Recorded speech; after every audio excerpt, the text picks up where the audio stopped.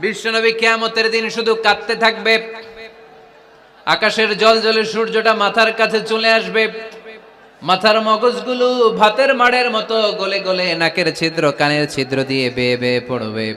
তৃষ্ণায় ক্ষুধায় জিহ্বাটা বের হয়ে কুকুরের মতো নাভিস্থল পর্যন্ত ঝুলতে থাকবে।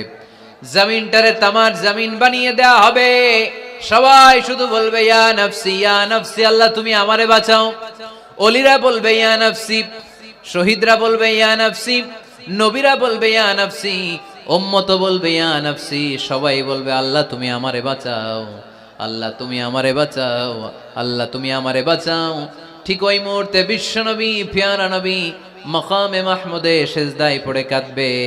তিনি ইয়া নফসি না বলে চিৎকার করে কেঁদে কেঁদে বলবে উম্মতি উম্মতি রবলি হাবলি উম্মতি, ও রব আমার উম্মতকে তুমি বাঁচাও।